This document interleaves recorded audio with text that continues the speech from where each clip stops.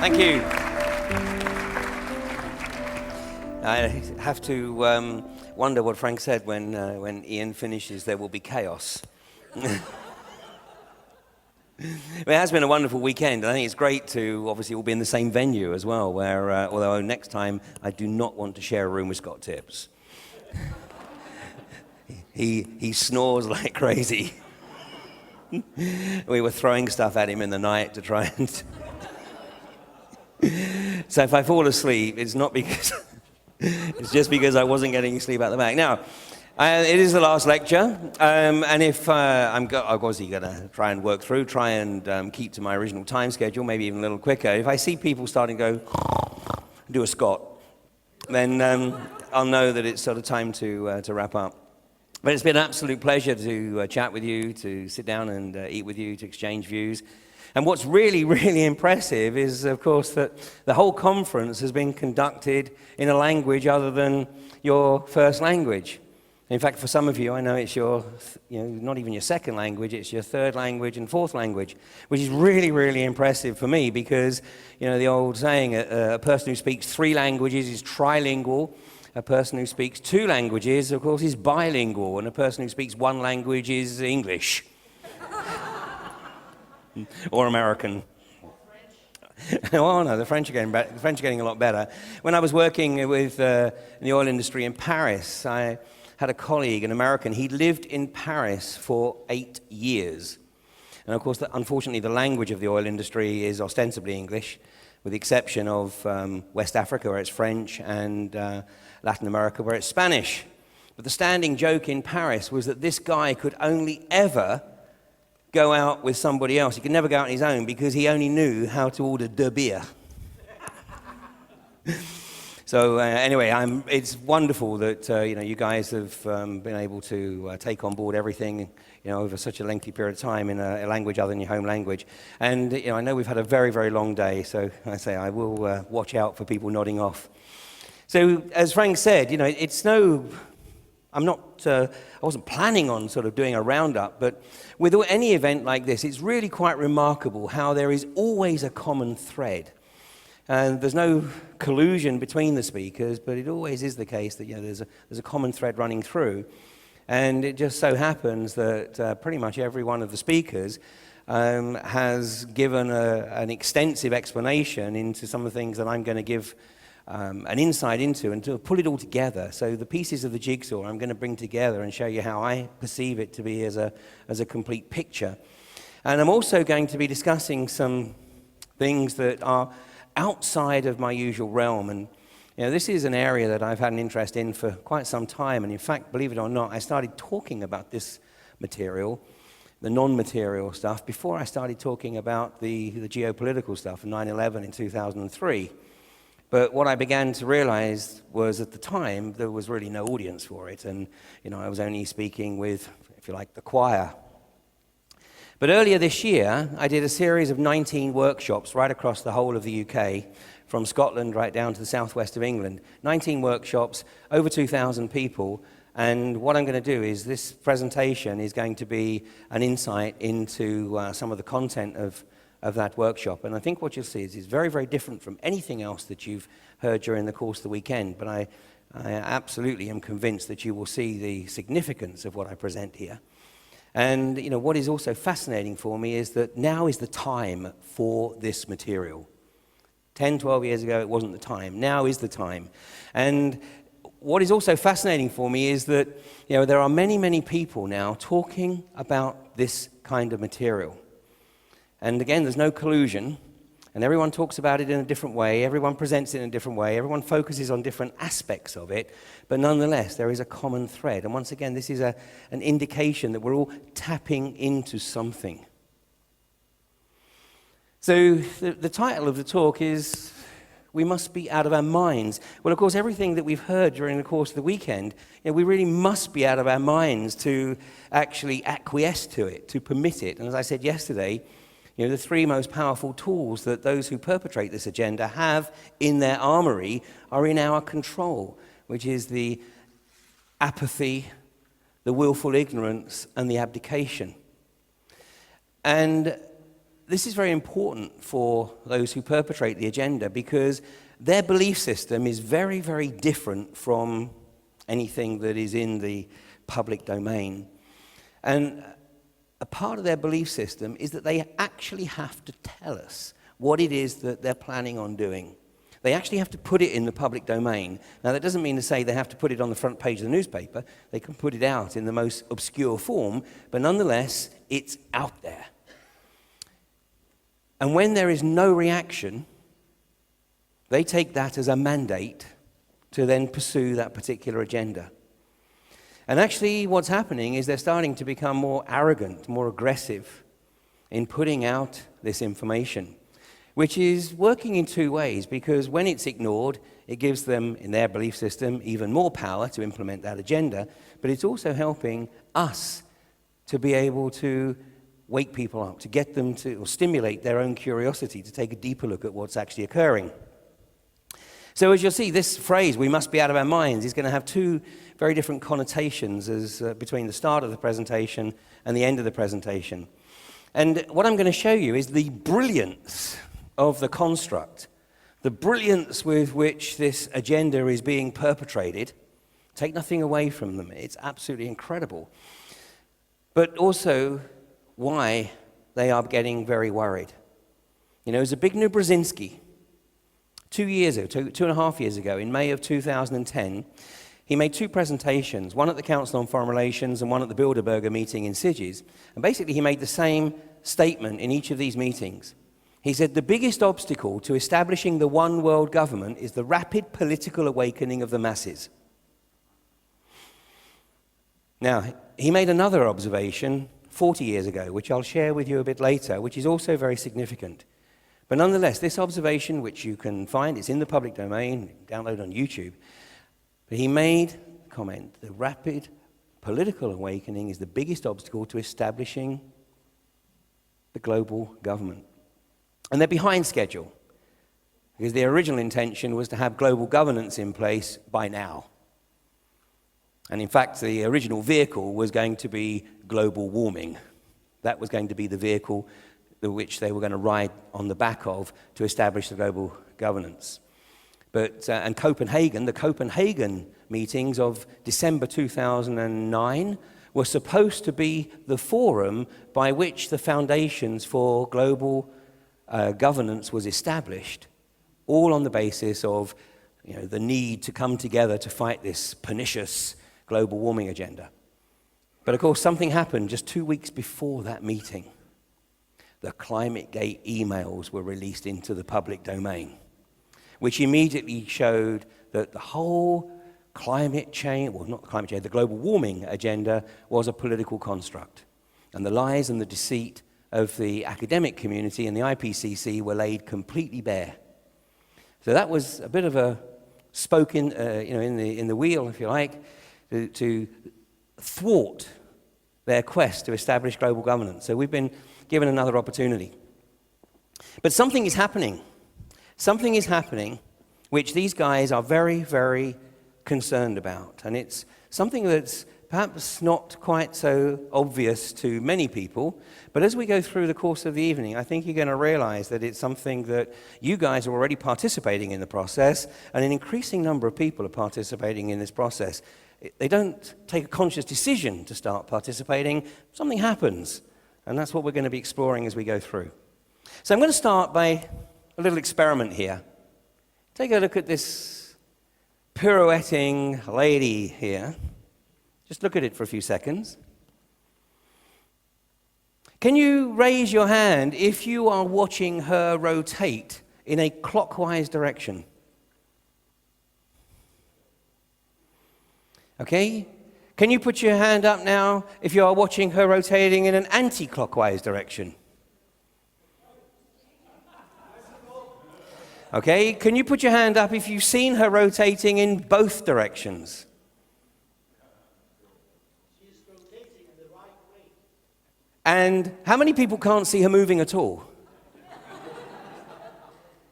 Ah, you laugh.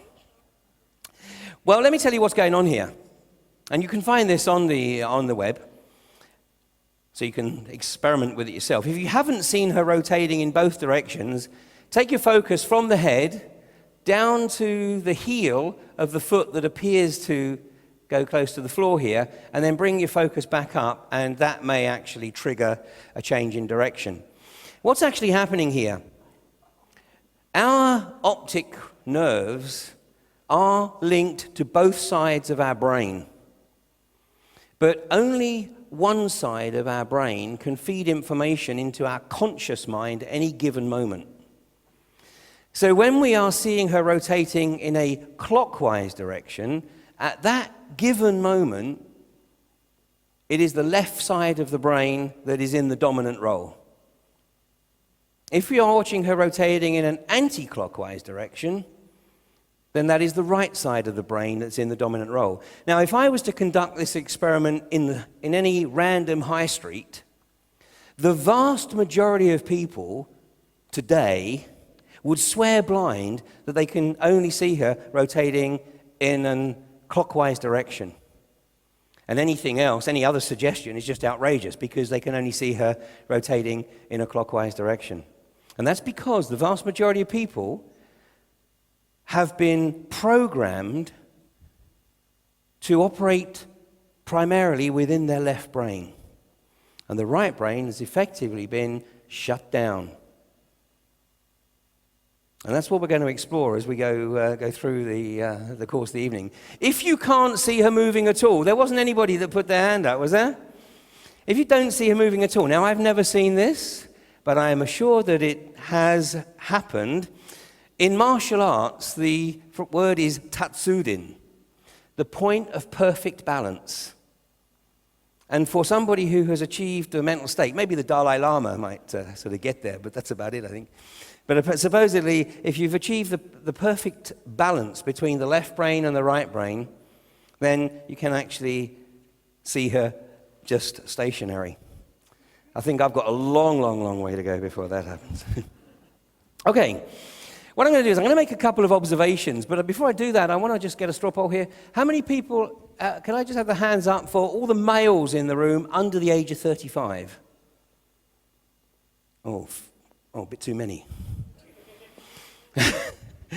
Okay, I'm going to make a couple of statements here.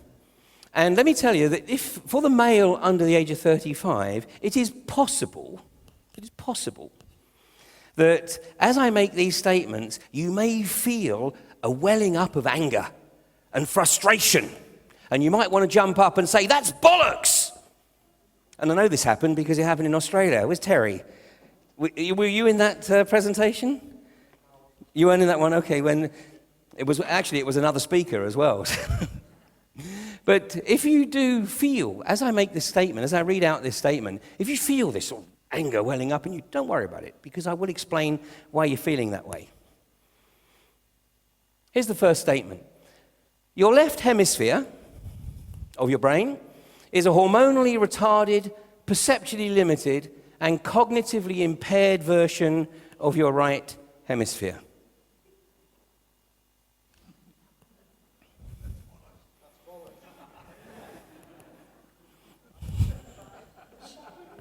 Well, it gets better. Your left hemisphere is perceptually dominant. It defines who you are, and it decides who you think you are. The left hemisphere, we tend to refer to the brain. But increasingly, within neuroscience, there is a recognition. Well, in fact, neuroscience, to be honest, neuroscience is effectively dividing into two camps right now. There's the neuroscientists who are the materialists.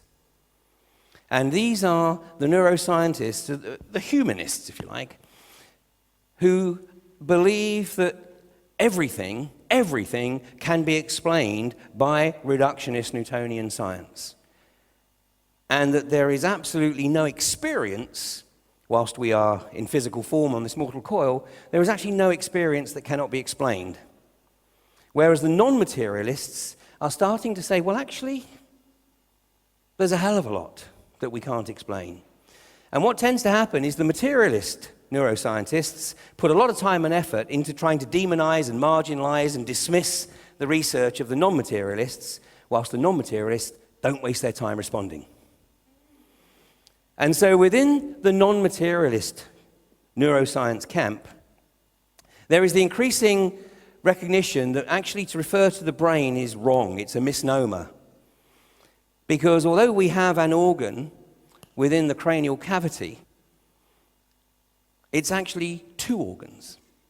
The left brain and the right brain divided by the corpus callosum. And the increasing recognition is that these two sides of the brain perform very, very different functions. And what I'm going to suggest to you is that those who think they're the rightful rulers of the planet have actually known this for a long, long time. And so they've made a tremendous effort, a brilliant effort, to keep people locked in to the left brain, the seat of the ego.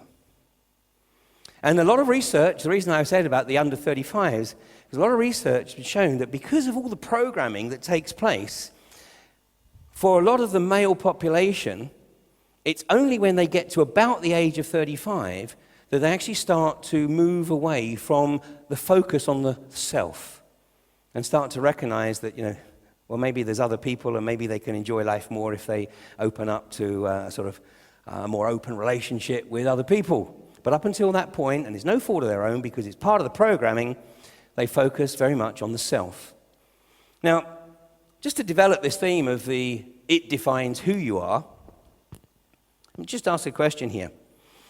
When you meet somebody for the first time, perhaps even over the course of the weekend, you've started up a conversation with somebody else, but not necessarily here, but elsewhere. When you meet somebody for the first time, after you've exchanged pleasantries, what's normally one of the first questions that actually gets asked?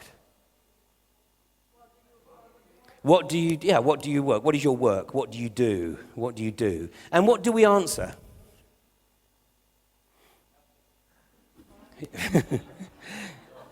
Your job, exactly. The most common answer is your job. So what do you do? And we answer with our job. Isn't it interesting that we actually define ourselves by what enslaves us? Because for the vast majority of people, there are exceptions, of course, but for the vast majority of people, they're not necessarily, particularly in this climate, they're not necessarily doing a job that they particularly enjoy. They're doing a job because it's a means to providing your income to be actually able to keep a roof over the head and food on the table. What would be a more perhaps challenging or interesting question? Who are you? Yes, who are you? Has anybody ever tried this? Yeah, you tried it. And what reaction did you get? Who do you think you are? For asking me the question. Well, I tried it one time, and it was really funny. I said to this guy, by the way, I said, who are you? And the guy went, who am I? Well, that's a tough one. And then he told me what he did for a living. So, we're programmed to actually simply identify the self by what we are employed at. Now, the programming of the self, the ego, is very sophisticated because it plays very much on our fears. It wants to create this division between us and everybody else. And it's very, very, very sophisticated. Because when we do meet somebody, hopefully within this group, it's not quite so prevalent, but in the public domain, what tends to happen is as soon as we know we're going to talk to somebody, we're going through some kind of process, either consciously or subconsciously, which is saying, am I better dressed than this guy? Is he better dressed than me? Does he look better than me? Does he earn more than me? We're weighing up on a number of levels as to whether we perceive ourselves to be superior or inferior, whether we're going to look up to this guy or look down to this guy, or whether we're just going to perceive him as an equal. This is a natural process. Now, what is interesting about these observations is that it's unique in the respect that it's a right brain explanation, because my left brain doesn't feel threatened by the fact that I'm making the comments about the left brain's limitations. But I absolutely relate to what I said, because there's no question that up until, I gave you the explanation last night, up until I was 34, I was the epitome of the corporate whore in every pretty much sense of the word. And the focus was my career. It was my career that provided the lifestyle for my family, and my career came first. And it took this massive wake-up call in Kuwait to start the process of shaking me out of that mythology. So this focus, this construct, of course, supports everything we've been talking about here over the last couple of days, because we want to create a society that encourages people to define themselves by their material possessions. Because what we're trying to create is the good consumer. And of course, what do the marketing campaigns focus on to try and get us to buy their shit? They focus on our fears. And our fears. And what is the primary fear that they focus on? You're not good enough, exactly. And more poignantly, not getting laid. And I'm told that applies to both sexes. I'm not going to have a debate on that subject. I'm going to show you a photograph that was taken, I think it was a week or so, 10 days or so ago, in an area of very, very high unemployment in the UK. An area that is regarded as one of the poorest areas in the UK. A city of Liverpool. It's a lot better than it was, but nonetheless it's still regarded as some way down the line. Look at this. This is the Apple Store on the day of the release of the latest iPhone. Not a lot of evidence of poverty or austerity there, is there? Because they're queuing up to buy a £500, what's that, about 5,000 kroner, a 5,000 kroner phone. And this is the result of the sort of phenomenal marketing campaign to launch the new iPhone. Well, when I first started to get interested in this subject some years ago, I came across this book, Subliminal Seduction. And it goes, the front cover says, "Are you being sexually aroused by this picture?" Well, no, don't think so. Think I'm okay. But the issue here is that whether or not you think you're being sexually aroused, supposedly the marketeers believe that this is the type of image that would get you sexually aroused and therefore get you to buy their products. And I'm going to show you a few ads here. And because I'm obviously sharing this issue with you, you know what you're looking for. So obviously it's going to be pretty blatant. But what you've got to take into account is that the vast majority of people don't look at an ad like they would a piece of art on a wall of an art gallery. It's something that is often just caught in the peripheral vision. And so the ad has to make an impact in that fraction of a second in your peripheral vision. And this is why today a neuroscientist can earn more working with a marketing agency than they can in academic research. And every major marketing agency in the US and the UK employs neuroscientists. Here's the first ad. I think this is for Gap jeans. Obviously appealing to both sexes. If you wear Gap jeans, you might get laid.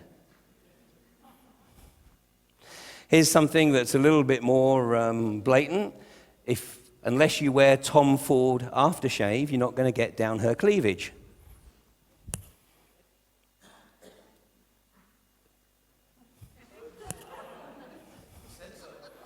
Absolutely.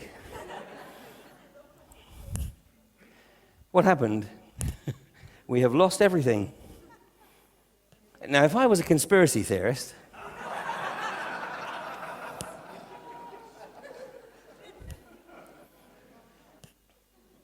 we've got the mouse. There we go. Thank you. You may wave your magic wand. Yes. Or elsewhere. And with this aftershave, you might get real lucky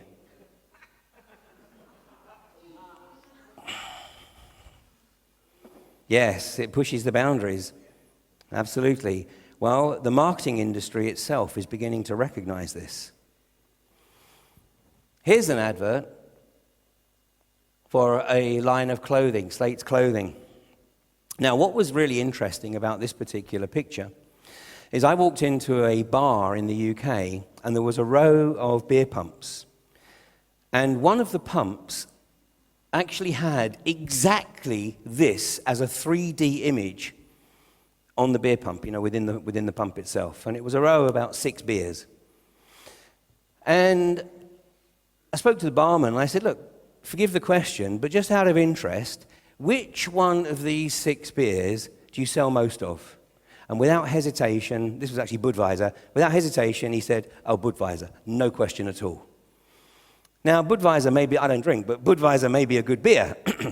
But I would suggest that this image within the 3D context of the pump actually contributed to the sales. Here's Samsung computers. Yeah, it has nothing to do with the computer. It has much more to do with the selling.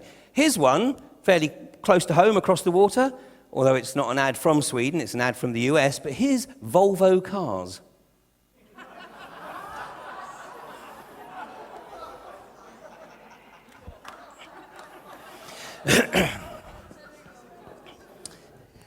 I can see we have a more aware audience here than in a certain other European country where I had to actually explain it. Now, the next picture I'm going to show you is actually from a cinema. It's in one of these multi-screen complexes. Now, supposedly, and I will take this with a pinch of salt, but supposedly these 3 ads for films were not deliberately put up in this order. Personally, I think that's a crock. But anyway, consider that's what the manager said. They weren't deliberately put up in this order. But when these films came into the cinema, these 3 films grossed as much as all the rest of the screens put together. Now, once again, bear in mind that, when you walk down that long walkway to the doors where you go into all the cinemas, you're not going down the corridor going, oh, yeah, must go see that film. Oh, and that one. You are marching down the corridor to get to your cinema to see your film. So once again, these ads are literally catching you in the peripheral vision.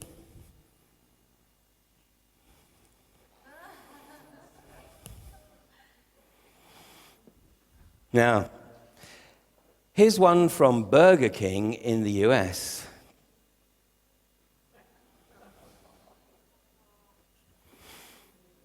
Every aspect of it, every aspect from here to the BK Super 7-incher. Here's a collage of some of these ads, all from the US. Why? Because it is effectively scientifically proven that sex sells. That sex sells. When I was pursuing this line of research with some of the marketing agencies and was talking about this, they were very, very proud of some of the ads that they had designed. And they showed me some of the ads, and every one of the ads supposedly, did have, because they eventually pointed out, but had the word sex embedded in the graphic. Now, some of them it was obvious. Some of them I'm staring at it, and I just can't see it until they pointed it out. And eventually, of course, once I got the drift and knew what I was looking for, I could see it straight away. Here's one for bread.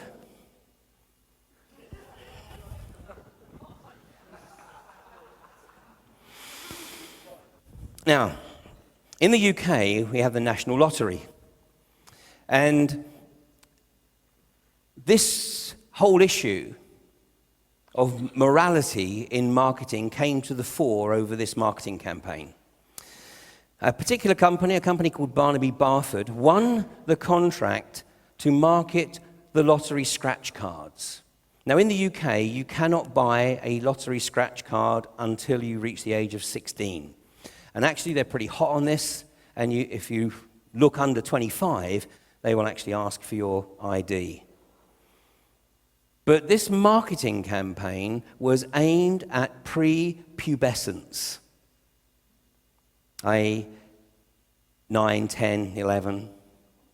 Now, what the hell are they doing putting a marketing campaign together that markets scratch cards which can't be sold to people unless they're 16 to prepubescents? Now, what I'm going to show you is a graphic. It's not an advert, but this was a graphic that was used on the front page of the article of Marketing Week. The big win, a morality tale. When we actually look at this graphic a little more, what we see is this mandala of the scratch cards.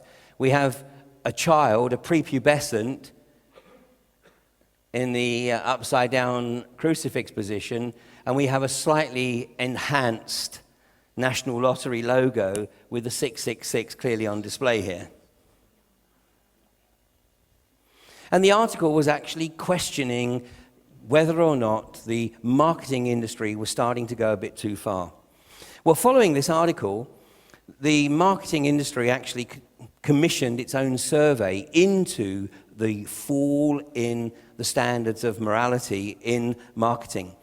And an article written by a British journalist called George Monbiot, he brought this report into the public domain, and he took a quote from the report, because one of the major contributors to this report was a guy called Rory Sutherland, who was president of the Practitioners in Advertising. And Rory Sutherland says in the report, he said, marketing is either ineffectual or it raises enormous ethical questions every day. It goes on, then with admirable or disturbing candor, Rory Sutherland concluded by saying, I would rather be thought of as evil than useless. Which pretty much says it all, doesn't it? In other words, we are quite happy to prostitute ourselves. And then we wonder why it is that we're in the mess that we're in, and we've heard all the presentations, about the GM foods and the vaccines and the chemtrails. We wonder how it is that this agenda can be perpetrated when, those who are working in these industries must have some idea of what's occurring. Well, they do have some idea of what's occurring. They know what's occurring. Like Rory Sutherland acknowledges, he would rather be thought of as evil than useless. And many people working in the pharmaceutical industry and the biotech industry would rather prostitute themselves in return for their very nice standard of living, thank you, than actually recognize their responsibility to the wider community.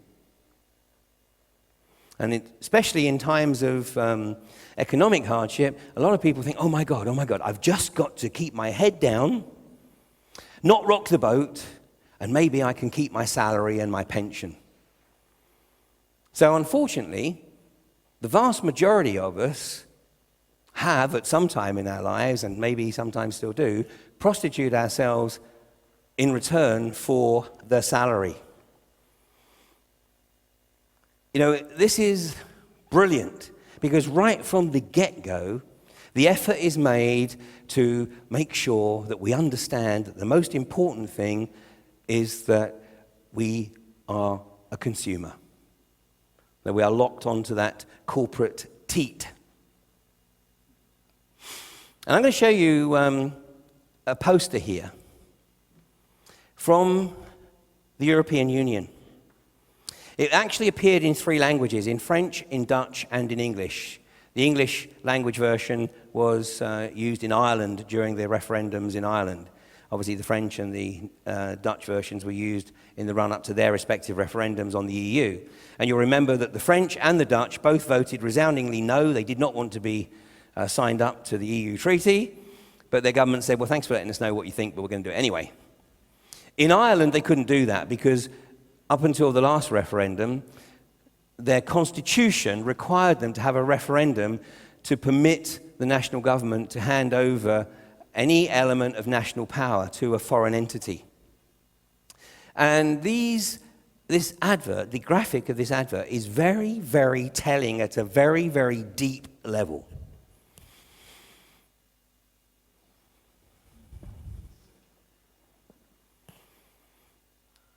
I'm not even going to get into this. This is the geometry of Baphomet. This is exactly the same geometry as was used for the iconic Uncle Sam posters, Your Country Needs You, which obviously were used during the First World War. It's very clearly illustrating who it is that effectively they are operating under, whose belief system they are operating under. What is this? How do you know that?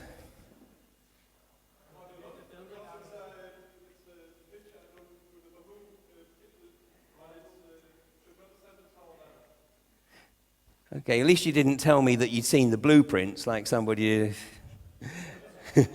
Absolutely, it's based on this. This is Bruegel's amazing artwork. And this has effectively become the defined vision of the Tower of Babel. Well, of course, the EU tells us exactly where their loyalties lie, because this is the parliamentary building in Strasbourg.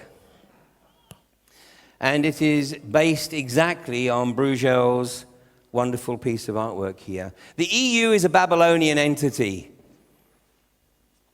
The Vatican is a Babylonian entity. There are many, many good Christians within the Catholic Church, within the Roman Catholic Church, but there's nothing Christian about the Roman Catholic Church. There's nothing Christian about the Vatican. Why do you think Tony Blair converted to Catholicism? So that he can be the first elected president of the EU. This war criminal is being groomed to be the first elected president of the EU because he will do exactly what he's told, as he has proven over the last 8 years. This tower, in this graphic, represents exactly the same as the separated capstone that I showed you yesterday on the back of the $1 bill on the Great Seal. This represents the bastion of the few, where they retain the knowledge and the wisdom that will never be shared with the masses. The moat here represents the separation between the capstone and the rest of the pyramid. You see here, we have these guys in the grey suits. You know what that represents? That represents the names of anybody you know in the public domain. That represents the Bushes, the Cheneys, the Rumsfelds, the Blairs, the Camerons, anybody whose name you know in the public domain. And you see them standing there looking across longingly at the Tower of Babel. What have we got to do to get inside there? Well, they'll never get inside there because they're not part of the inner sanctum, but they will do anything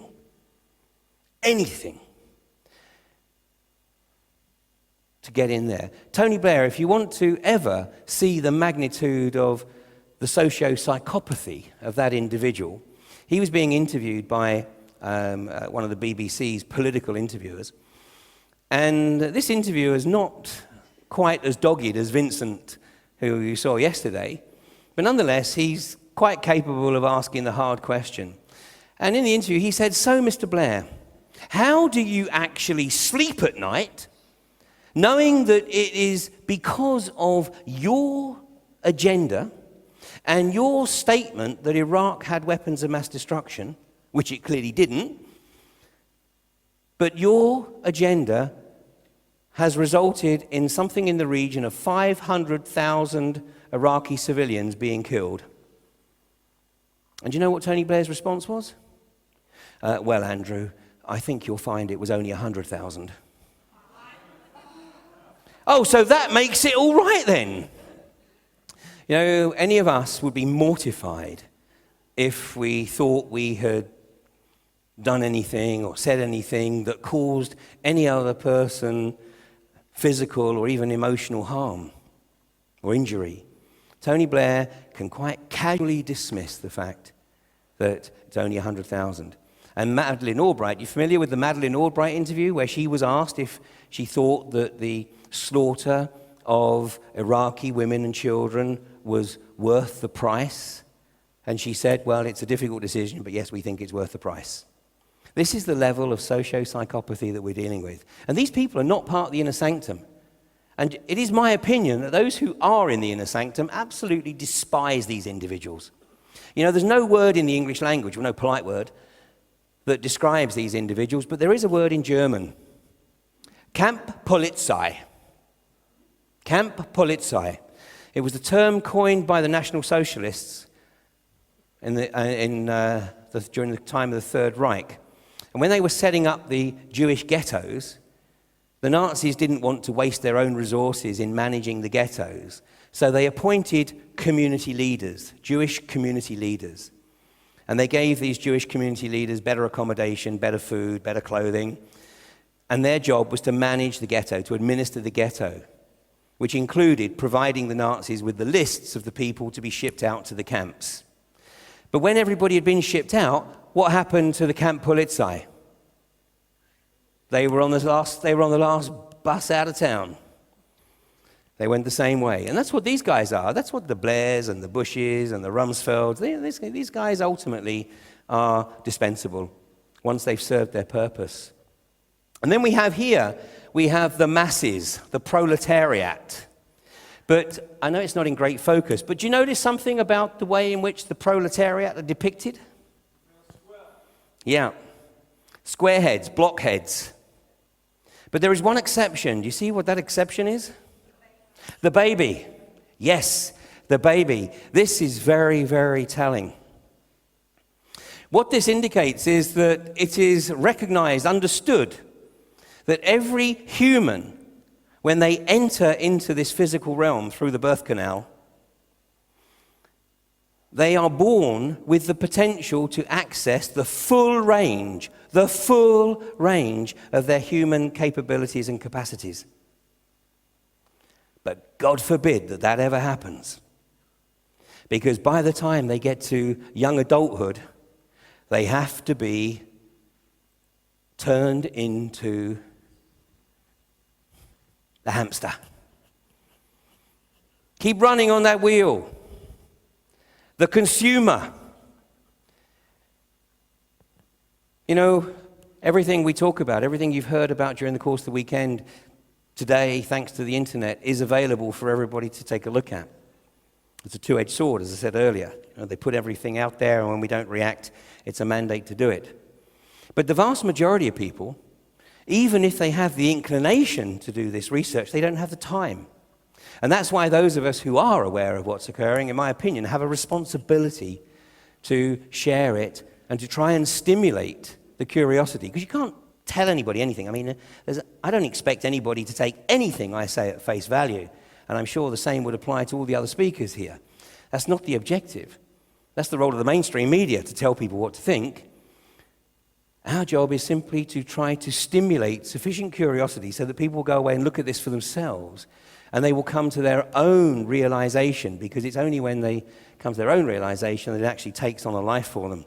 But this is the goal, to make sure, wrong one, to make sure, let's try that, to make sure that over the course of 18 years, everything about this child is effectively engineered to create the consumer. And that means absolutely locking people into this, to the belief that this is how people are supposed to spend their lives, with maybe a little bit of R&R. But this is where they're expected to focus their lives. And this effort starts in the UK literally within seconds of the birth, with the vitamin K vaccination. And Desiree is talking about the vaccinations. You know, in the UK now, a preschool child has to have 26 vaccinations. And many of these vaccinations are literally in the first months of birth. Well, you know, it's interesting. We're in a Steiner building here, you know, an anthroposophical building. And Rudolf Steiner, 100 years ago, made some very poignant observations. What he said was, a way will be found to vaccinate bodies so that these bodies will not allow the inclination towards spiritual ideas to develop, and all their lives people will believe only in the physical world that they perceive with their senses, their five senses. None of my kids have been vaccinated. I have made sure that they've all had the normal childhood diseases of chickenpox, measles, mumps, German measles, rubella. Because in my opinion, these diseases are absolutely crucial to the body building up its immune system. In the oil field, I've traveled all over the world. In many countries I visited, it was a requirement to have a certificate to say that you had been vaccinated against various rabies, malaria, whatever. I have never been vaccinated. Whenever I needed to go into these countries, I simply got one of my colleagues' certificates and created my own forgery. Apart from that, I have a pathological fear of needles anyway. And I have never been ill. Well, that's a lie.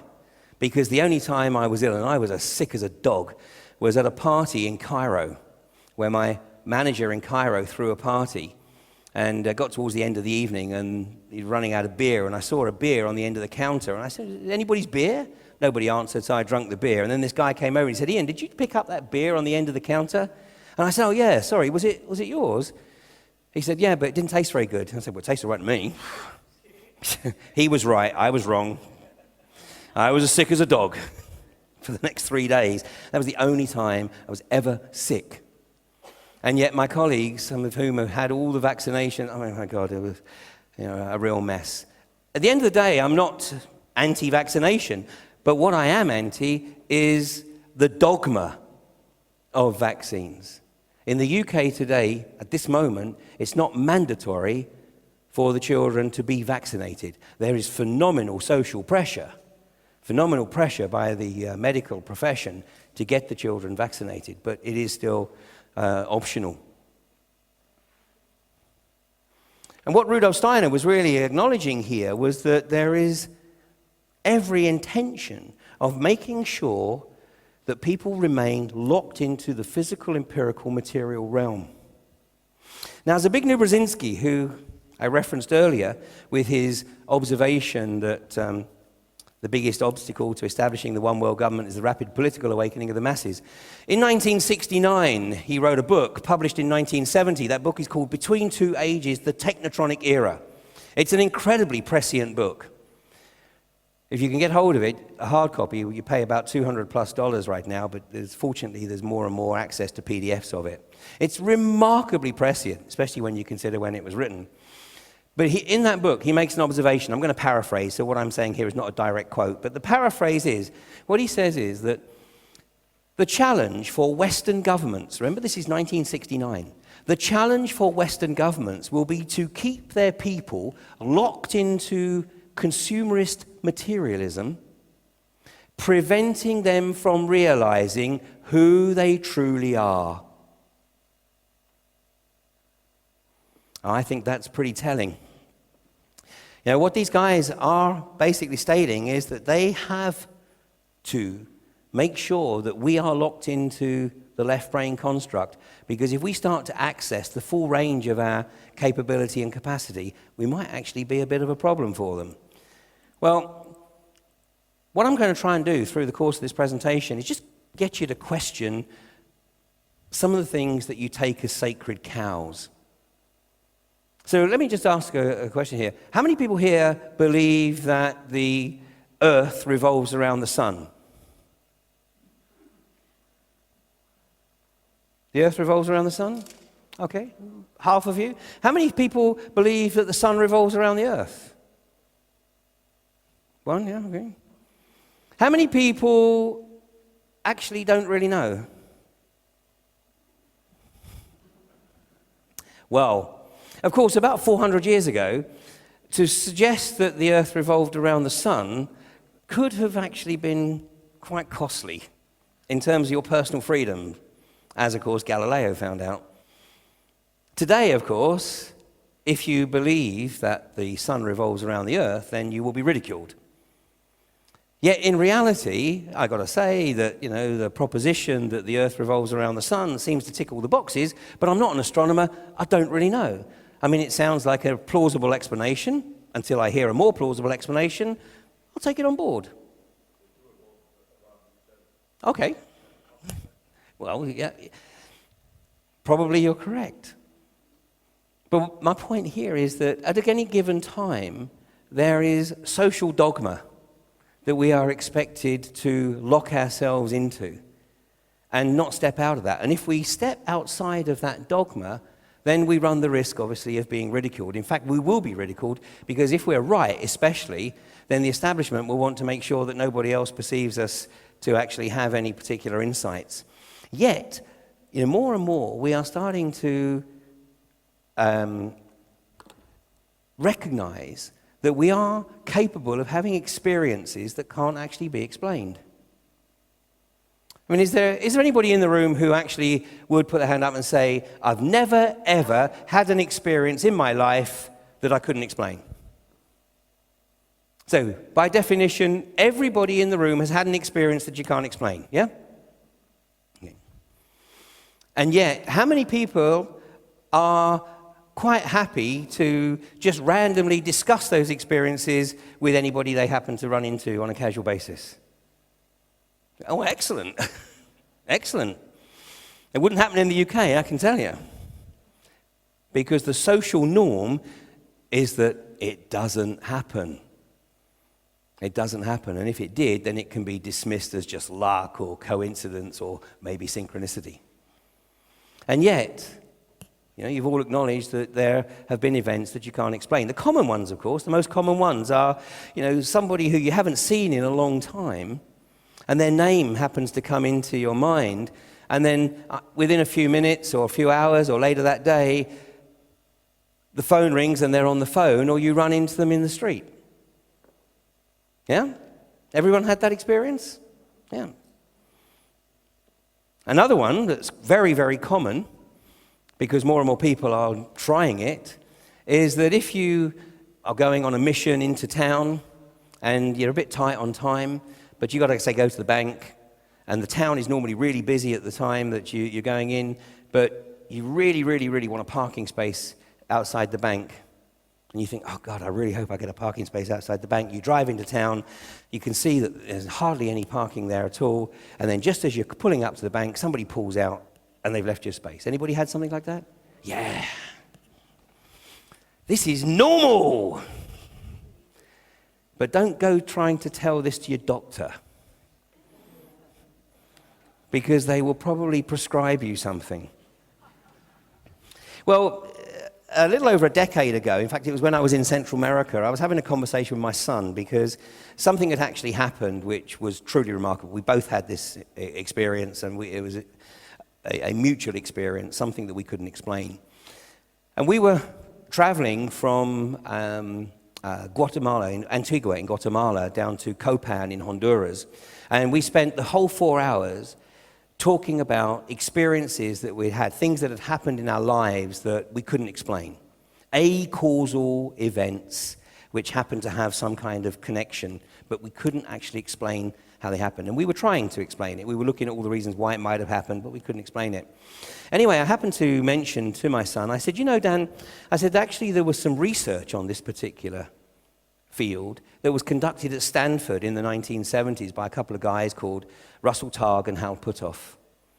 And I said, these guys were very interested in looking at sort of paranormal phenomena. And one of the things that got them interested in it was because they knew this subject was being researched in Russia, but there was, to the best of their knowledge, there was nothing similar going on in the US. So they approached Stanford, and they got a small grant and were told that that was all they were going to get, but they could start the project, and if they needed any more money, then they would have to find another way to raise it. Well, they were working with a guy called Uri Geller. Has anybody heard of Uri Geller? Yeah? Uri Geller? Well, he's an Israeli, now resident in Britain, but his claim to fame was that basically he could bend spoons or start watches.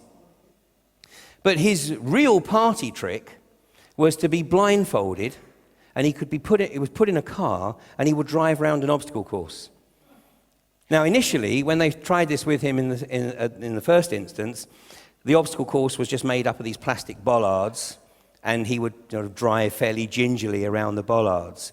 But over the course of their work with Geller got more and more confident, and eventually they started to put more solid obstacles. And he was always able to negotiate this obstacle course. And then as he got really cocky, because he was in his like 20s or so at the time, he got really cocky, and he would drive the car around the campus blindfold. I mean, this was with a helmet. There was a blindfold, a helmet, and a blacked-out visor. Anyway, one day he said to one of the, I can't remember which of the lecturers it was, he said, hey, you want to try an experiment? We'll drive around the campus. So the guy said, yeah, okay. So he got in the car with Geller, and Geller just put the accelerator to the floor. Came up to the junction, slammed on the brakes at the last minute, turned the car, and he drove around the campus like this for 10 minutes. When they finished, I think it was Targ, when they finished, his face had drained of blood. And Geller, of course, was laughing. So anyway, Targ decided he was going to get his own back. So what he did, he got a concrete block and put it in the road in a random location on the campus. And on a Sunday afternoon, when he'd managed to make sure, of course, the roads were clear, he said to Geller, he said, hey, you know that experiment we did the other day where you drove me around? He said, do you want to do it again? So Geller said, yeah, okay. So this time, he went to get in the car, but didn't actually get in the car. But as he was climbing in, he said, okay, Uri, off you go, and shut the door and stay back. So Geller drove off, and of course he must have realized that he didn't have the passenger. But he drove off, drove like crazy, drove around the course, came up to the straight where the concrete block was, and accelerated. And of course Targ's like, oh my God, what have I done? Geller came up to the concrete block, slammed on the brakes, and stopped that far from the concrete block. Well, Targ and Puthoff decided they needed to get some extra funding, so they wrote a book. And that book was called Mind Reach. And that was published in 1975, but it barely got onto the shelves when the National Security Agency in the US sequestered the research and effectively classified the research. They classified it for the next 20 years. So immediately, all copies of that book, Mind Reach, were pulled from the stores in the US. So I was talking to my son. I said it'd be amazing to get hold of one of those books that actually made it onto the shelves, because when it was republished in 1996, it had been sanitized, and a lot of the real interesting stuff had been taken out. And Daniel said, well, how many books do you think actually made it onto the shelves? And I said, well, I don't know, a few hundred, a few thousand. I said it wasn't as though it was going to go on the New York Times bestseller. Anyway, we arrived in Copan. We spent the day at the Mayan ruins in Copan. And then that evening, I said to my son, what do you fancy eating tonight? He said, pizza. I said, Dan, we're in Central America, not Italy. He said, no, I want pizza. Anyway, we go into the town. It's only a small town. We walk into the main square, and we can smell pizza. So we walk down follow the smell, and we go into about a block back, and it's a youth club.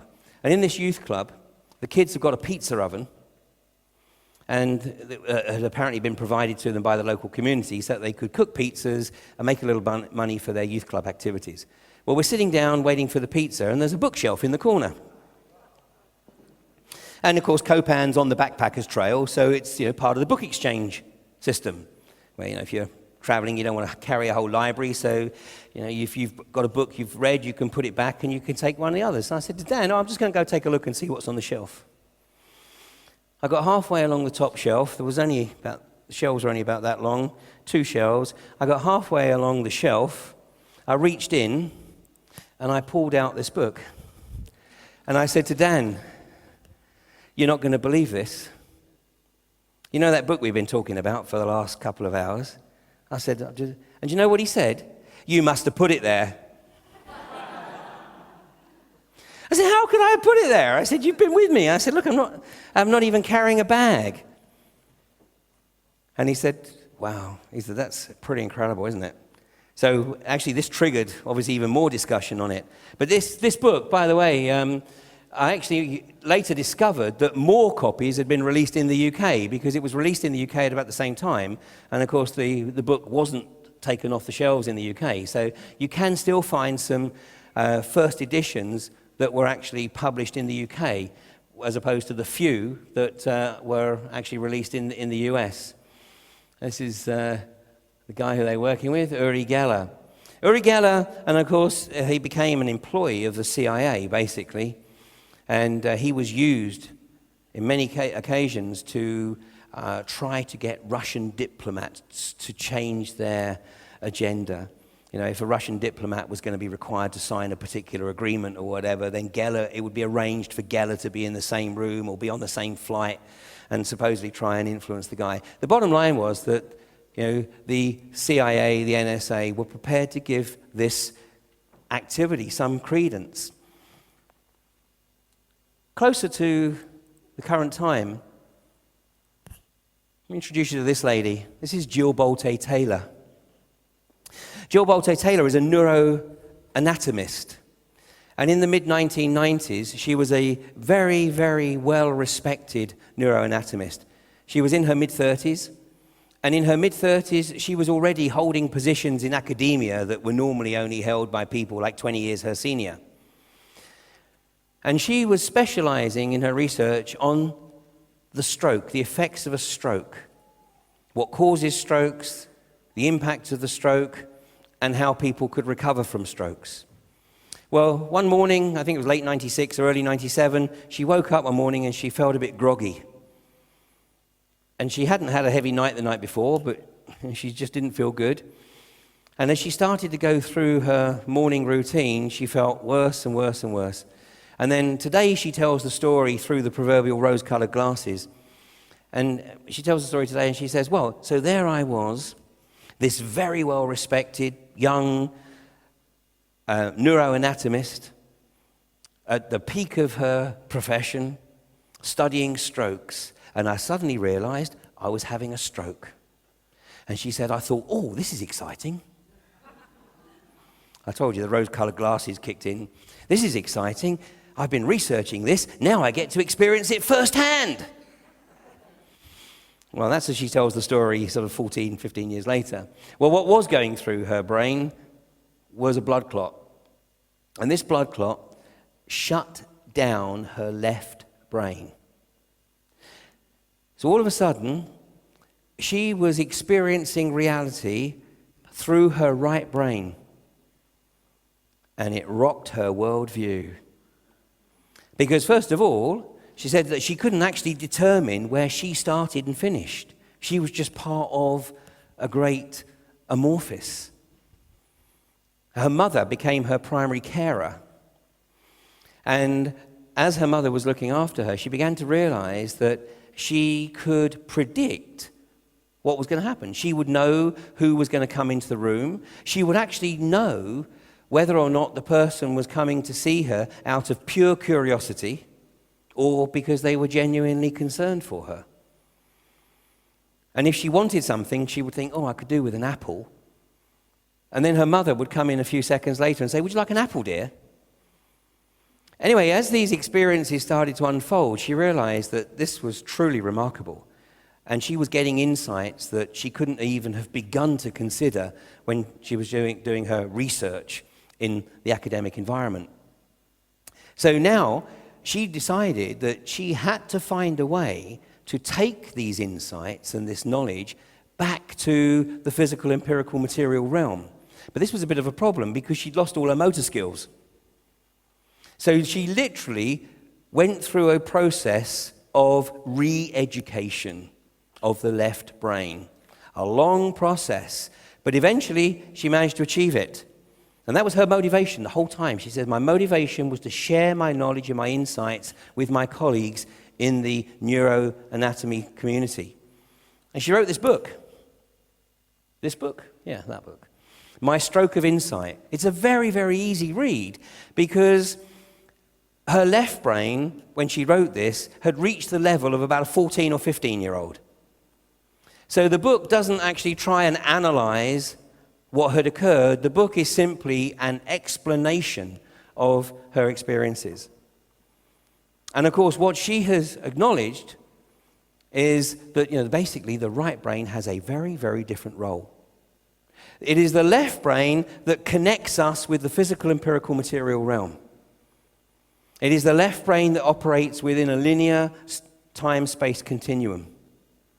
The right brain is not constrained in that way. The right brain operates outside the linear time-space continuum. The linear brain connects us with everything, potentially. My hypothesis is that the powers that be, those who think they are the rightful rulers of the planet, know this. And they know that if we are able to awaken this capacity to its fullest extent, we're going to be a massive problem to them. Let's take a look at something else. Let's look at another sacred cow. Let me introduce you to this lady. This is Claire Sylvia. She was living in Massachusetts, and she had congenital heart problems. Her life expectancy was, well, her quality of life was appalling, but her life expectancy was very small, very short because of the heart disease. Anyway, she was working with a hospital, and yes, she was on the list to get a transplant, but nothing seemed to manifest. And then she read about another hospital that was starting up a heart transplant program. So she contacted that hospital. She went to meet with the staff at that hospital, and they said, "Yep, absolutely, you're a great candidate for a heart transplant." She got back home, and within a few days, she got a call to say, "Are you ready? You know, are you ready? Are you prepared? Are all your affairs in order?" Of course, because with a heart transplant, the likelihood is that you might not survive, so you've got to be ready for that. Well, she was ready for it because her quality of life was atrocious. When they opened her up on the operating table, they discovered that a heart transplant wasn't going to cut it because the heart and the lungs were in such a poor state that she needed a heart-lung transplant. So the hospital contacted the hospital where the donor was being prepared and asked them if it was going to be possible to take out the heart and the lungs as one unit. Well, the hospital replied that it was. The heart and lungs were transported to the hospital and put into Claire Sylvia. Now, because of her lifestyle, obviously she didn't drink, she didn't smoke. She tended to live on a liquid diet. But when she came round from the anesthetic, the first thing she said was, "God, I could murder a beer and a Kentucky Fried Chicken." And she realized that it wasn't her that had said that. Over the course of the next few weeks, she began to realize that she was no longer just Claire Sylvia. She was Claire Sylvia plus somebody else, the essence of somebody else. And of course, she acknowledged that it was the essence of the donor. Even when she left hospital, she got her driver to pull into a Kentucky Fried Chicken. Whether she had one or not, I'm not sure, but she actually got the driver to pull in. She wrote a book called A Change of Heart, the extraordinary story of a man's heart in a woman's body. The sensation of this essence of another being grew in her, and she felt this phenomenal desire, this driving force to meet with the family of the donor. Now, this is absolute antithesis to the medical community. You cannot meet the donor. Never shall the recipient and the donor ever meet. And it's an area that isn't even explored. It's just black and white. They will never meet. She tried to persuade the administration of the hospital to tell her who the donor was, but they wouldn't tell her. And then she had this drive. She couldn't suppress it, and she got a friend of hers to help her and did the research. And obviously she knew the date, she knew the approximate location, and she was able to establish that the donor was an 18-year-old male who had been killed in a motorbike accident. The motorbike had gone into a tree. Obviously the guy had died from terrible head trauma, but the rest of the physical vehicle was intact. Well, she did actually meet with the family, and of course the experience she had with the family perhaps helps us to understand why the medical establishment is so anti-recipients meeting with donors' family, because some of the family embraced her because they were happy to at least sense that they had part of their lost relative, but other members of the family just couldn't take it, and it actually caused a massive split in the donor's family because of her contact with them. This story did actually make it into the British media. This was the headline: "I was given a young man's heart and started craving Kentucky Fried Chicken, beer and Kentucky Fried Chicken. My daughter said I even walked like a man." Well, there's another story here I'm going to share with you, which didn't have such a good ending. because Claire learned to live with the essence of this young male that was within her. She recognized that it had to be a partnership from this point forward. She was no longer just Claire Sylvia. This is a very unfortunate incident. Let me just read it. This is from the media. In a newspaper article published in 2006, Mr. Graham, the recipient of a heart, said he felt an instant and unusual attachment when he met his donor's widow. Now, I don't know the circumstances how he met the donor's widow, but I would hazard a guess that it wasn't dissimilar from Claire Sylvia's experience, and he had a desire to meet with the widow. He said, I felt like I had known her for years. He said, I couldn't keep my eyes off her, I just stared. Well, it wasn't just his eyes he couldn't keep off her, because he ended up marrying her. But now, 12 years after the operation, Mrs. Graham's life has been rocked by another tragedy. Mr. Graham, the recipient, killed himself with a shotgun in circumstances that I now know to be identical to those which claimed Mr. Cottle, the original donor's, life. His friends said he had shown no signs of being depressed and were at a loss to explain his sudden death. According to scientists, there are more than 70 documented cases of transplant patients taking on some of their personality traits of organ donors. Actually, today it's hundreds. It's hundreds of examples of organ recipients taking on characteristics of the donor. Some more so than others. Some no obvious sign whatsoever. In the most extreme case, there's a guy who absolutely hated classical music, but the donor, and this was actually of a kidney, the donor was a very accomplished classical musician. And the recipient, although he didn't become a musician, but he developed a love for classical music. But I got to tell you that if, God forbid, but if ever I'm a candidate for a transplant, I'm going to want to know who the bloody donor is. Because when I was exploring this with the medical profession, and a guy I've become a very good friend with, a retired orthopedic surgeon, and we were talking about this, and he said, Ian, he said, there are things that we just don't talk about in the medical profession. And he said, certainly things we don't write about. He said, but this situation occurs with blood transfusions. He said, that's why when we have a patient who has some serious trauma with a loss of a lot of blood, and we have to give them many, many pints of blood over a period of time, we have to keep them sedated. Because with a blood transfusion, apparently the characteristics aren't permanent. But as the transfusion is taking place, apparently it can cause very, very significant personality changes into the person receiving the transfusion. And that's why this particular doctor, he said, I absolutely respect the decisions of the Jehovah's Witnesses and others who refuse blood transfusions. He said they know the circumstances, or they know the consequences, but he would never force them to change their minds. The bottom line is here that there are aspects of our physiology and of our consciousness that go way beyond the current level of the reductionist Newtonian scientific explanation. Let me just try an experiment here. Can you sort of just, if you're in the front row, turn around, but can you randomly just point at anybody else in the room? Please? If you're at the back, just randomly point at anybody else in the room. Okay, now can you point to yourself, please? Point to yourself. Look at where you're pointing. The vast majority of you automatically did this. That's where you subconsciously acknowledge that the true self resides. Not here, not even here. Here. There's an organization in the US called the Heart Math Foundation that's been in existence now for, I think, about 20, 25 years.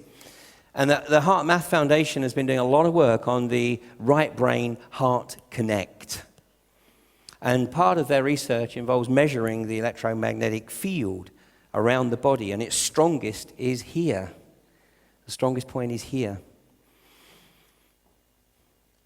And the people that they work with, they've analyzed the way in which they live their lifestyle, and they found that the people who have the most balanced personality are those who take time to sit in silence, those who take time to walk out in nature, and particularly walking around in bare feet on the beach or bare feet in the fields.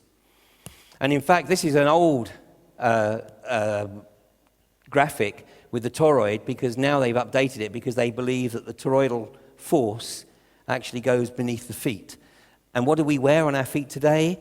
Leather and rubber, insulators. So we're actually insulating ourselves from that greater connection. When I was in Central America, one of the remarkable experiences I had, I was staying with a family in Belize, and the husband went off to do the shopping, and he'd been gone about 20 minutes or so, and the wife said, "Oh, gosh, I meant to get him to get some eggs." And she walked over to a big tree in the garden, and she leant up against the tree, and she just said, "I need some eggs." And I said, "What?" And she said, "Oh, no." She said, "The trees, we communicate through the trees." She said, "We've done this for generations." I said, "Yeah, right, okay." Anyway, it was about a couple of hours later that her husband came back, and as he walked through the gate, the first thing he did was he reached into his bag. He said, "You wanted some eggs?" Now, whether it's the trees or not, I don't know. But the reality is that both of them actually understood that if they wanted something, if they actually walked over to the tree, whether the tree was the genuine catalyst or whether it was just the prop, who knows. But all of this is dismissed, of course, by mainstream science as just lunacy. And if you perceive that, then, well, that's the way it is. But of course, the reality is that more and more people are starting to recognize that there's a hell of a lot going on that we can't explain. Let me just ask another question. Randomly, how many people do you think, how many players, how many personalities live inside your head or wherever it is? How many? 5?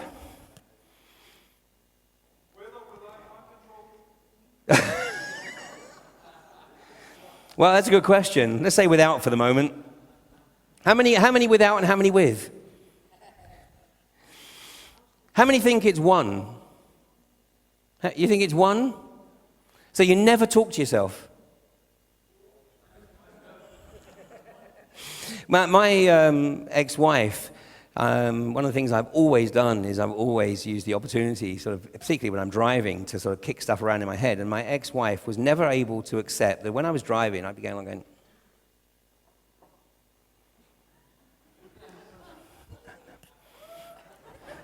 and she'd go, "So who are you talking to now then?" And I go, "Oh, I'm just trying to sort of mull over something in my mind." Well, of course, to consider that you possibly have more than one person or more than one player inside your head is the fast track to a course of Prozac, if you acknowledge it. But actually, even the BBC, this is from a BBC article, and even the BBC actually acknowledged that voices in the head are normal. But that maybe, you see, that was just the sowing the seeds for, the mind control. Has anybody ever heard the name David Shayler? David Shayler, okay. This is a guy who used to work with the security services. He used to work with MI5. And he blew the whistle, tried to blow the whistle on the security services, the British security services, trying to assassinate Gaddafi in 1997. Well, he had to go on the run to France, and where he was eventually arrested, taken back to the UK, put into jail, and then, tragically, in 2007, he declared himself to be the Messiah in a public presentation. I was actually the speaker before him, and then he got on stage and declared himself to be the Messiah. And I'd known David for quite some time. But afterwards, after the talk, I saw him. He was holding court with a few people. And I guess as I walked past the room, I must have gone, fuck, something like that. Because a few weeks later, David went on to one of the satellite TV stations, and he was being interviewed. You'll find this clip on YouTube. And David's being interviewed by the host, and there was a British comedian who was sort of there to provide the balance. And so the host was saying, so David, you're the Messiah. Yep, and she got him to sort of talk through the process of when he became the Messiah. But this comedian said, "So let me get this right." He said, "If you're the Messiah, then surely it follows that the Antichrist is here on earth right now." And David Shayler said, oh, yeah, he is. So the comedian said, so who is it then? And Shayler said, well, I'm not sure, I should probably say on television. But the host said, yeah, come on, who is it? Thinking he was going to say George Bush, Dick Cheney, Donald Rumsfeld. And he said, well, actually, it's a guy called Ian Crane.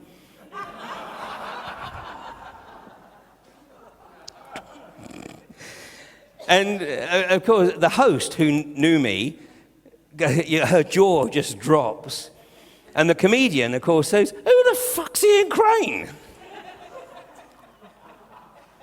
Well, this story has a purpose here, because David Shayler at the time, in the weeks leading up to this presentation, was staying with some guys in a house.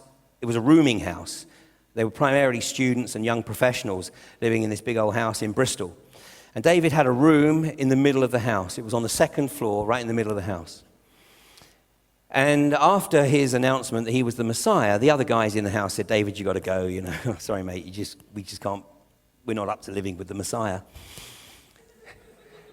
Anyway, a couple of weeks later, the guys who had given David the room were going out for a drink, and they invited the girl who was living under David Shayler's room. They'd never seen her because their schedules never crossed, so she would come and go, and they'd never met. But then they saw her and they said, hey, you want to come out for a drink? So they took her out for a drink and said, you know, how are you getting on, how are you settling in, everything else. She said, that's great. She said, actually, it's a lot better now than when I first moved in. And they said, why is that? She said, because I kept hearing these voices in my head saying, you are the Messiah, you are the Messiah, you are the chosen one. Now, she knew nothing about David Shayler. So, of course, the supposition here is that David Shayler was specifically targeted to effectively demonize himself, as it were, and marginalize himself, so that any claims he made as a former MI5 operative were immediately dismissed because he'd lost the plot. So that's a first-hand experience of the mind control. And I think that, you know, there is no question that we can develop the capability and the capacity to resist that. But this process of shutting down this right brain activity, it continues, of course, from the vaccinations, and we're seeing this increasing agenda to get Ritalin into our youth. The UK last year spent £45 million on Ritalin. Ritalin is a psychoactive drug. The mainstream media has been running articles. This is from one of the major papers in the UK, the Daily Mail. Thousands of hyperactive children are being given Ritalin, which can stunt growth or even schizophrenia drugs. Are they victims of greedy drug firms? No shit. And doctors too quick to diagnose a condition many say doesn't exist. We know that Ritalin causes young people to self-harm, to go into deep depression, and to commit suicide. Barry Trower on I've lost track of days, Thursday, Barry Trower talked about Bridgend in South Wales, where there was a cluster of suicides. There were two, the British government refused to initiate any independent investigation into this cluster of suicides, but there were two professors who undertook to do personal research and investigation. One concluded the same as Barry, that every one of these teen suicides lived within 80 meters of a phone mast.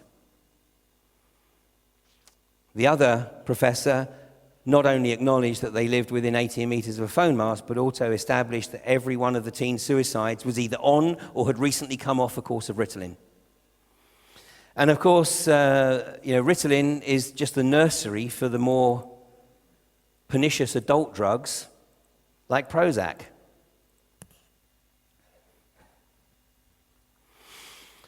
Now, if you want to see the effects of these drugs, there is an outstanding website. And this outstanding website, all you've got to remember is SSRI database.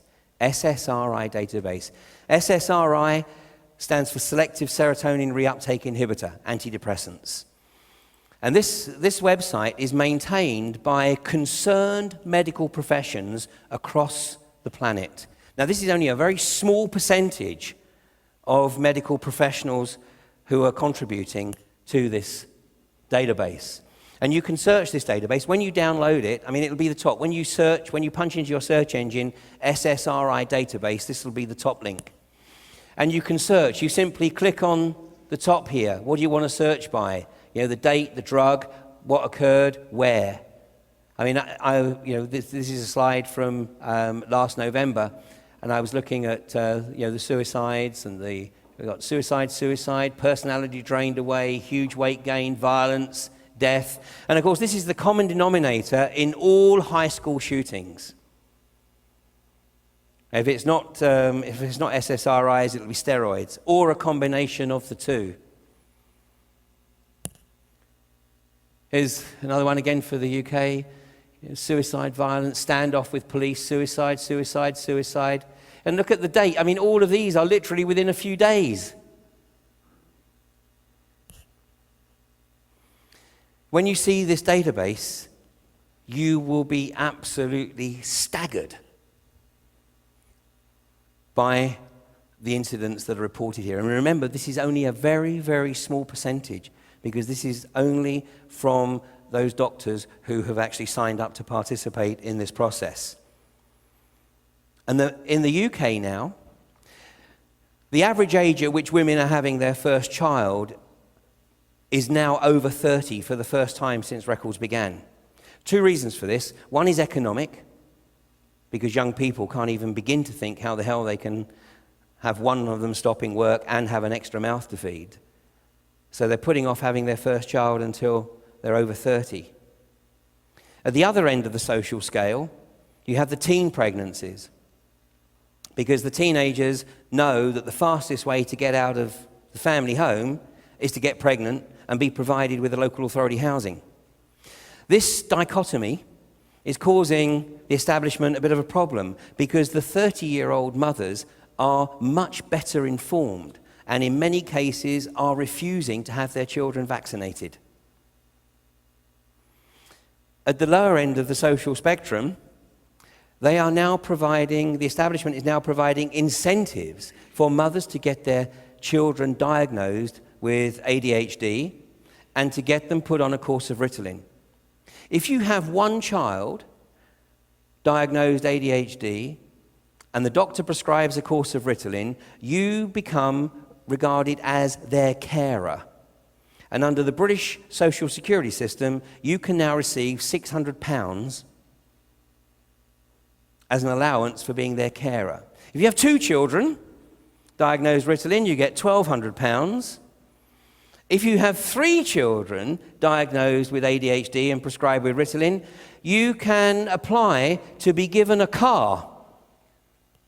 That car will be taxed and insured, and the fuel will be provided by the state, because you have 3 children who have been diagnosed ADHD and require your full-time attention, and you obviously need to transport them.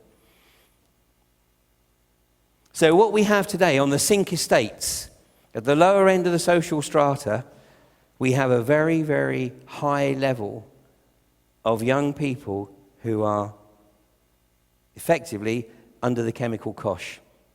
Now, Ritalin is not actually technically an SSRI. In fact, the chemical structure of Ritalin is very, very similar to cocaine. But it has a very, very different effect on the developing brain than it does on the developed brain. And pharmacologists can't actually explain this. I mean, it's what Barry was saying yesterday. The developing brain is a very, very different piece of kit than the developed brain. There is a professor of bioethics at Manchester University in the UK, Professor John Harris, and at least twice a year, this guy gets articles in the British mainstream media promoting the idea that Ritalin should be freely available over the counter in all colleges and universities in the UK because it enhances concentration. Whereas in the developing brain, it turns the kids into zombies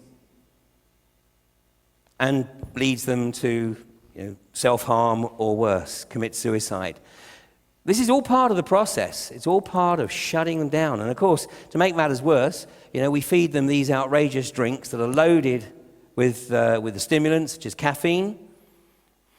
And then, of course, we've got the junk food industry. And of course, we're seeing the battle in the press right now because following the recent Harvard report, which stated that actually there's no real difference between GM foods or organic foods and non-organic foods, but in the US it's very different because it's nigh on impossible to find organic soil in the US now, thanks to the pernicious agenda of Monsanto, planting seeds all the way down the west coast and on the eastern side of the Rockies so that the prevailing trade winds just blow the seeds right across the country. But it's very different in Europe. Very, very different. But we're seeing this agenda increased. And of course, I've been working with Scott Tips for a number of years now. But when I recorded my presentation on Codex 5 years ago, where I said that basically the agenda here is that the biotech industry want to completely eradicate all organic farming and effectively want to replace all farming with genetically modified foods so that, of course, they can patent them. And they want to eradicate the natural health industry. And the pharmaceutical industry in particular was employing consultants to trawl the forums, the natural health forums. And any time there was a discussion on my video presentation on Codex, saying, oh, I've just seen this video by Ian Crane talking about the biotech agenda and the pharmaceutical agenda. Is there any truth in it? And these trolls would come back, no, there's no truth in it whatsoever. Ian Crane's just a conspiracy theorist. So on May the 1st last year, when this piece of legislation was introduced in the EU, and it has the wonderful acronym of THUMPed, the Traditional Herbal Medicines Products Directive, which gives all EU countries 2 years to remove all non-approved natural healthcare products from their shelves by the 30th of April next year. So when this is from the front page of one of the major publications in the UK, and the natural health community went, oh my God, it's true. And so after this, for the first time, I was invited to speak to one of the groups who were trying to maintain natural health. And I said, well, this is like bolting the door after the horse has run. And they said, oh yeah, but we didn't believe it was true. And I said, well, with all due respect, it is your apathy and your willful ignorance and your abdication that has effectively led to the death of your industry. And this is still the case. I mean, the natural health community in Europe, I still don't think, has actually grasped the magnitude of what is happening here.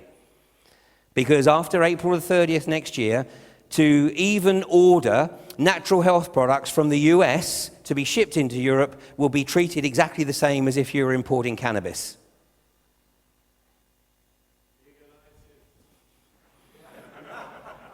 Well, I'll tell you what, the way things are going, you've got more chance of legalizing cannabis than you have natural health products. Right? And people say, oh, but that's, we'll just deal with it anyway. Well, that's okay, as long as you understand that effectively from that point, you're going to be looking over your shoulder all the time. This is not the way forward. We've got to make the changes here. And of course, the media, the advertising that I was talking about, in the US, it is estimated that a 16-year-old is exposed to over 1 million advertisements in the course of their life. That's from TV, the billboards, the computer, everything. 1 million advertisements. And it's just keeping people locked in. I think I said yesterday, George Carlin famously said, those who don't read newspapers and those who don't watch TV know a damn sight more than those who do. I'm going to, and by the way, this shocked me. You want to see where Denmark is in the league table of those who watch TV?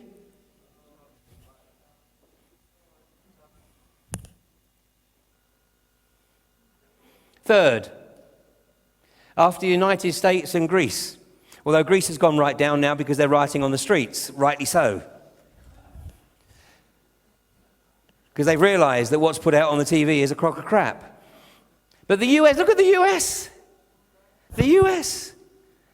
When I lived in the US, when I was staying with some of my colleagues in the US, the moment they got up in the morning, the TV was on in the main room, the TV was on in the kitchen. And in some cases, they had it on in their office all day. In Europe, we haven't maybe quite got to that stage, but I was, you can see, right? I mean, basically, Switzerland is bottom of the league here at 2.5 hours, and Denmark at, third on the table here with 4 hours. And it's worse with children. Of course, because basically, I took all the TVs away from my house, and now my former partner, the TVs are gone too. And that happened when my 2-year-old son was watching SpongeBob SquarePants, and he was like this. And I said, Tristan. And he said, Tristan! Tristan! Yeah, Dad, yeah, Dad. And I said, oh, that's it. Oh, my God, TV doesn't work anymore. He watches DVDs, but at least we can select what he's watching. Has anybody seen the film They Live by John Carpenter? If you haven't seen it, go Google it. The first 20 minutes is a bit tough to get through. But once you get through the first 20 minutes, you won't be able to turn it off. This film was released in 1984, a remarkably prescient film. It's actually quite interesting, of course, it was released in 1984. Of course, we've heard about HARP. We heard Barry talking about the phones. Now, I'm in the habit, when I carry my phone, apart from throwing it on the floor, but I carry my phone in my left pocket. And that's purely because I'm in the habit of, if I hold the phone to my ear, which I try not to, I try and use it on loudspeaker as much as possible. But if I hold it to my ear, it's going up to my left brain. The vast majority of people, especially kids, of course, hold their phone to their right brain. And as you heard from Barry, it is the child's brain that is far more susceptible to the EMF here than the adult brain. I mean, actually, from my perspective, I know that there are those who don't like legislation, but in the absence of information from the telecoms industry, I would make it illegal for any child under the age of 16 to have a phone. And when you see kids, young babies in buggies doing this, because their parents have given them the phone to keep them amused, but they're doing this. And the phone is like this far from their head. And it's the developing brain. It's attacking the front temporal lobes here. The chemtrails, covered so eloquently by Frank and Desiree. The fluoride in the water. Fluoride is a toxin. It's a toxic waste product from the aluminium smelting industry. It was used by both the Soviets and the Germans to keep their prison populations docile. It's been in the mains water supply in Ireland for 40 years. And it's why a lot of people believe that the Irish have effectively just allowed their country to be taken away from them. And as somebody made the observation earlier, how far away are we from this? Not far, especially if these governments get their way with the cashless societies. In Italy, from I think it's July of next year, all cash transactions will be limited to €50. They're already limited, I think it's to €1,000 right now. And I don't know if you're aware, but BNI, the Italian bank, announced on May the 31st of this year at midnight that it would not open again until July the 1st. So for 1 month, all people who had BNI accounts were effectively unable to access their accounts. Yep. A lot of banks do not handle cash. They won't handle cash, exactly. Yeah, I mean, Sweden is certainly, going down the road. Of course, a massive part of this agenda is to make sure that all transactions are traceable and to shut down the black economy, to make sure everything is taxed.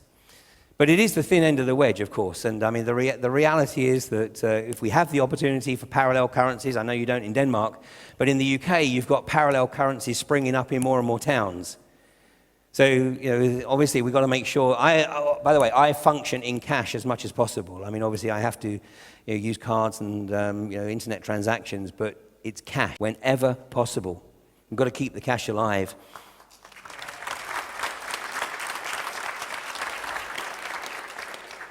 So this is my hypothesis. What is happening is that more and more people are beginning to spontaneously wake up to the fact that this ain't all there is. That there's way more to life than just living in this construct with a little bit of insight into this on the occasional weekend or annual vacation. More and more people are looking for balance in their lives. More and more people are beginning to realize that they don't need to function in that construct. Many people, unfortunately, are still enslaved by the salary, and nobody understands that better than me. Because one of the reasons it took me 7 years to leave the oil industry after my experience in Kuwait was I couldn't imagine life without a salary going into my bank account every month. It's a massive step to take. But once you take it, one of the things that I certainly learned is that the universe never lets you down. How many people here are self-employed? Okay. Most of you, if not all of you, will have experienced a time when you had no idea how the next month's rent or mortgage or bills were going to be paid, correct? All the time. But most of the time, but most of the time, something occurs that brings in the funds, yes? That's what I said, all the time. All the time, exactly. We can't explain it. We can't explain it. Sometimes we're right down to the wire. We have no idea, where the money's coming from. We've tried everything, we've done everything we should be doing in terms of the marketing or whatever for our products, for our businesses, but the money just doesn't seem to be flowing in. And then, on the day the bill is due, something happens. We get an order out of the blue. We can't explain it. It's acausal synchronicity. Consider the possibility that it's our right brain actually participating in the process, the right brain heart connecting with everything else that's out there and keeping us on track. There's an increasing recognition within the scientific community, particularly in the quantum realm. And, we saw, I think it was Lars the other night, talking about Michael Persinger, and his work with experiments with the God helmet, the Karen helmet. Well, what was interesting was that, obviously, ultimately, once again, just like Russell Targ and Hal Puthoff, this research was sequestered by the National Security Agency. But, what he was trying to do, what he wanted to do with the Karen helmet was stimulate the front temporal lobes with low electromagnetic fields and stimulate the mystical experience. So when he announced that he was looking for volunteers, he had all these aging hippies queuing up at his door who thought this might be cheaper than LSD. That really wasn't his point. And what he wanted to do was he wanted to get committed materialists to try on the helmet to see what they would say when they put on the helmet. And he did this with a British psychologist by the name of Susan Blackmore. And when she put on the helmet, she absolutely insists that, it's not possible to have any experience that can't be explained. And she put on the helmet, and she, to this day, refuses to discuss what happened when she was wearing the helmet, which would indicate that something occurred, which, if she talked about it, might actually rock her worldview. Now, a few years ago, I became familiar with the work of a guy called Alberto Villoldo, because in the course of my research over the years, another area that I've always had a fascination for is the knowledge and the wisdom of the indigenous peoples from around the planet and their mythology and cosmology. And that's why I was in Central America, actually, in 2000, when I was researching the mythology and cosmology of the Mayans.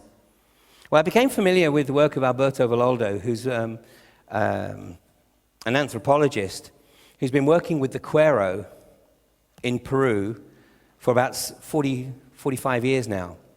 And Alberto Villoldo was fascinated by the Cuero because the Cuero, everyone believed, had been lost to the world, absolutely lost to the world, because everyone believed that they'd been murdered by the conquistadors back in the late 16th century.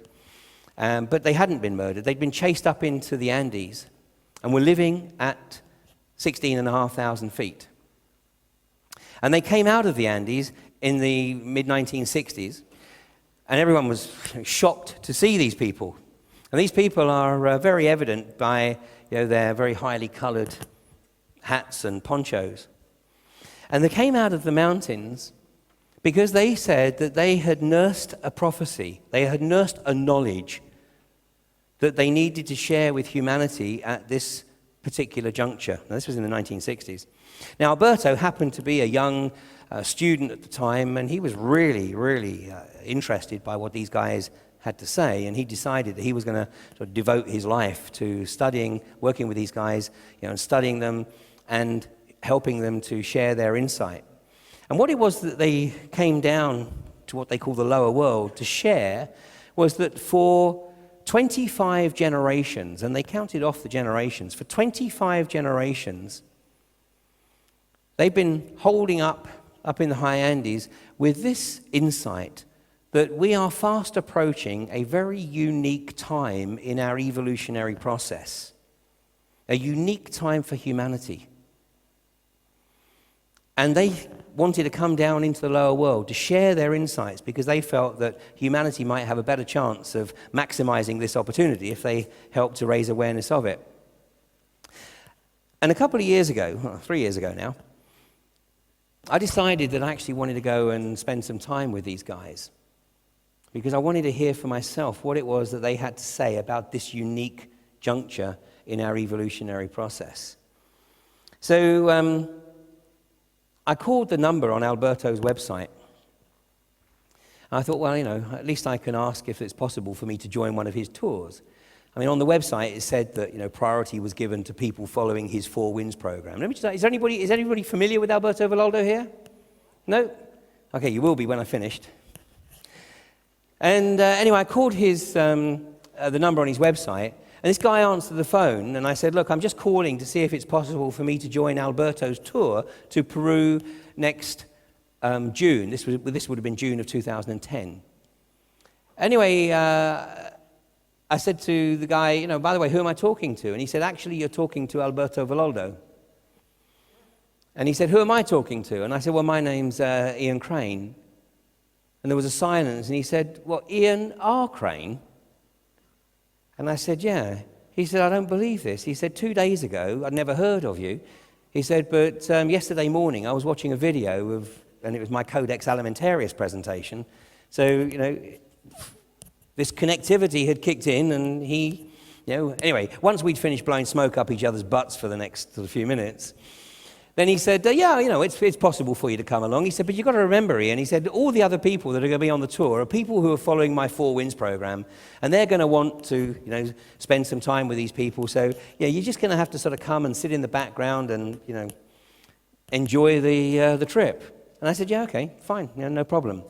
Anyway, come the June, and I was really looking forward to going, and I thought, I've got to find a way to actually sit down with these guys, and because I really want to sort of explore, what it was that they came out to share. Anyway, on my first night in Peru, we were staying at Cuzco, which is at about 11,500 feet. I've often traveled into high altitude places, so I knew the risks of, high altitude. I thought I'd taken all the preparations to deal with the altitude, but at 2 o'clock in the morning, I woke up, with the extreme nausea, and I knew I'd got hit with the altitude sickness. Anyway, I was staying in a room in an old hacienda and had to go down the stairs, but I missed my footing, fell down the stairs, slid headfirst across the room, smacked my head on the far wall, and had my ankle laying underneath me at an extreme angle. Now, I was so nauseous, I couldn't be asked to move, so I simply called down to reception, asked them to bring 2 bags of ice up, put 1 bag of ice under my head and the other bag of ice under my ankle. And the following morning, I went to the hospital. Sure enough, I'd broken my ankle. The next day, I managed to get some crutches, but obviously it was going to be a little bit difficult for me to join the treks up into the Andes to meet with these people. But, hey, what could I do? So, following day, I got on the coach to meet these people. The rest of the crew were walking up into the mountains. And I thought, well, all I can do is sort of find a nice spot, sit down, and enjoy the scenery. And I did that. And this is when the voices in your head really start to kick in, don't they? Because the voice in the left brain was going, well, this is bloody marvelous, isn't it? You've spent all this money, you've come all this way, and what have you got to show for it? A broken ankle, and you're sitting on a rock like a bloody gnome. And the right brain kicks in and says, whoa, just chill, just relax, just see how it unfolds. Look, there's nothing you can do about it. You're not going to go home, so you might as well just sit and relax. Well, this was going on, for about an hour or so, and then I saw one of these guys walking down the side of the mountain. And I followed the path, and I thought, well, he's got to come close to me, maybe I'll sort of shout hi and see what happens.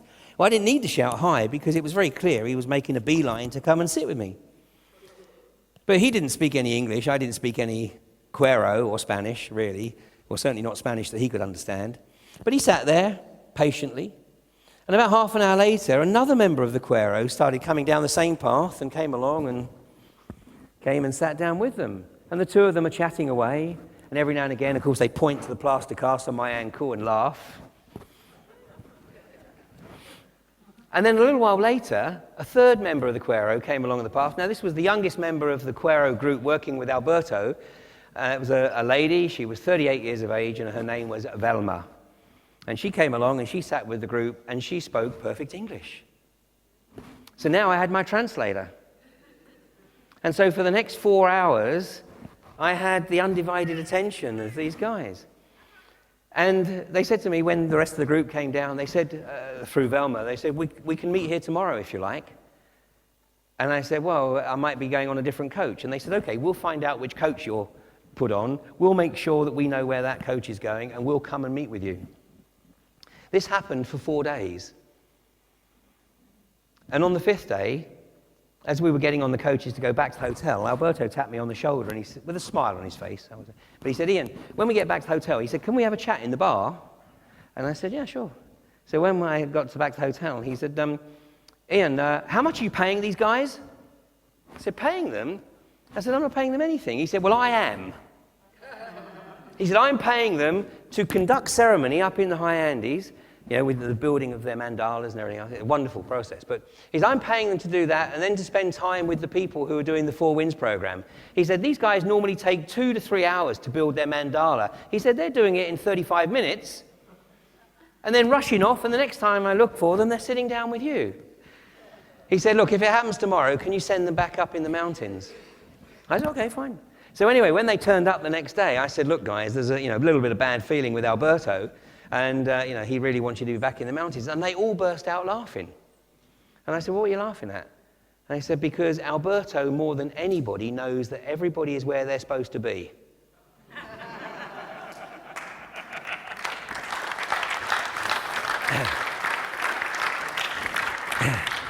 And the primary reason that I wanted to speak with them, and of course I'd read the stuff that Alberto had written about, but I wanted to hear it from them, is because what they say, and Alberto confirms that the message hasn't changed ever since he first met with them over 40 years ago. They believe that this particular time in our evolutionary process is very, very significant, and there is something that is occurring right now which is giving us the opportunity to awaken what we have been told is junk DNA. And that process is this: the solar storms. And Alberto says that he knew nothing about the forecast solar activity that started in October of 2011 and runs right through until May of 2013. Alberto said he knew nothing about this. And it wasn't until these guys told him about it in 1966 or whatever it was that he went away, did his research, and obviously established that yes, there was very strong solar activity forecast at this period. Now, these guys absolutely are committed to this belief that the solar activity is part of the process that is triggering our awakening. I don't know whether that's true or not. I mean, it might be a crock of crap, but something is triggering the awakening. Because, as I said, I've gone from an audience of 3 in 2003 to, multiple events like this during the course of the year, 1-day and 2-day workshops with average attendances of pushing 100.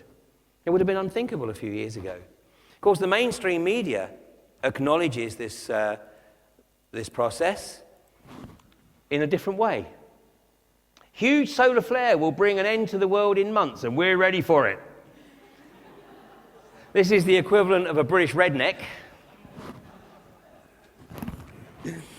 And it's dismissed in the media by this. It says, the sun hits a peak of activity every 11 years or so. We can expect a few more solar flares over the coming months, but mostly these will have no effect. The problems would start if we got hit by a massive flare like the one in 1859. Now, the one in 1859 was very, very significant. But at the time, of course, we didn't have the attachment to the technology that we have today.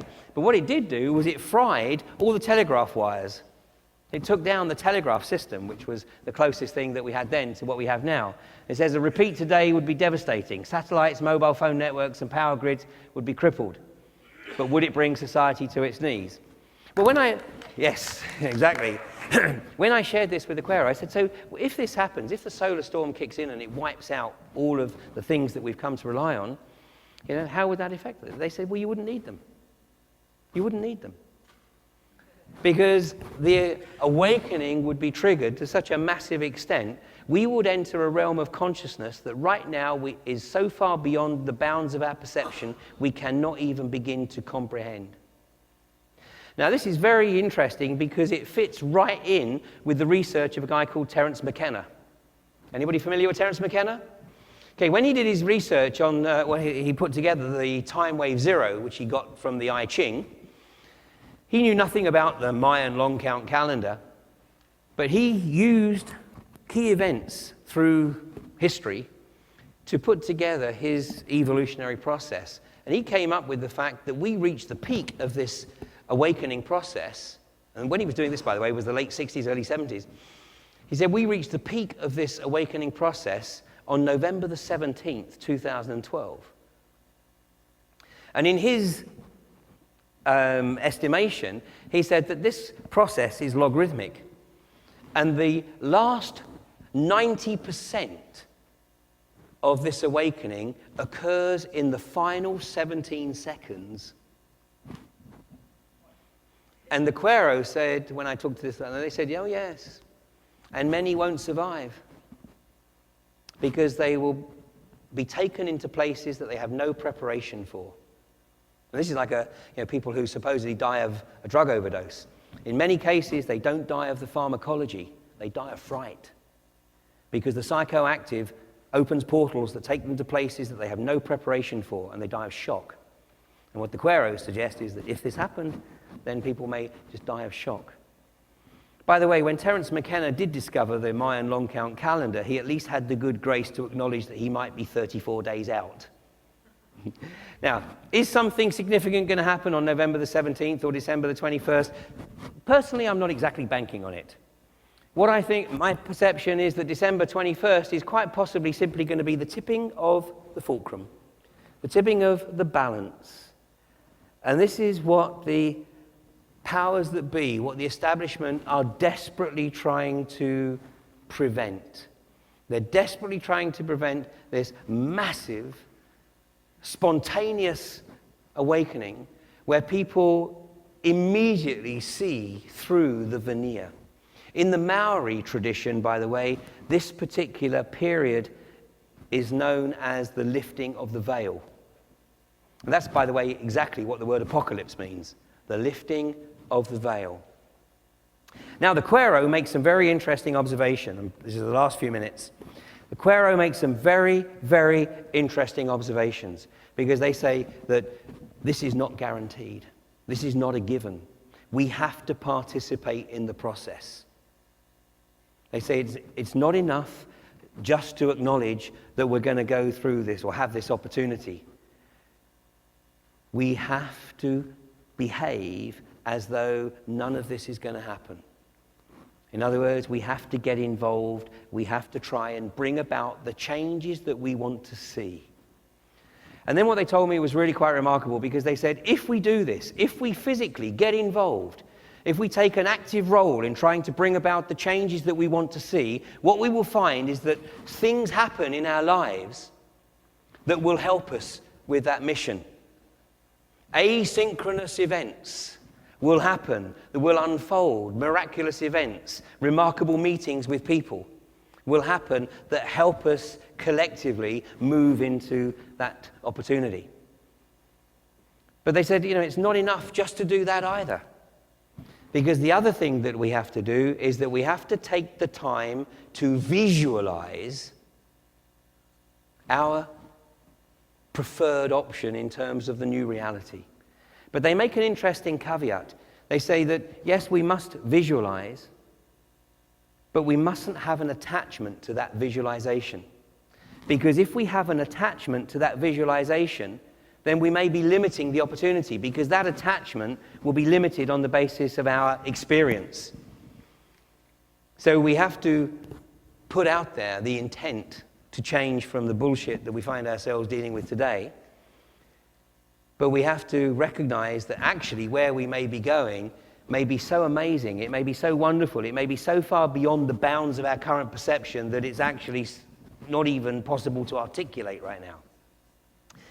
And the Quero make the observation that the combination of this, finding the time, and they're not talking about formal meditation, just finding the time to sit quietly, to visualize that new future, participate in the process, and the combination of this will help to bring about, a different arena.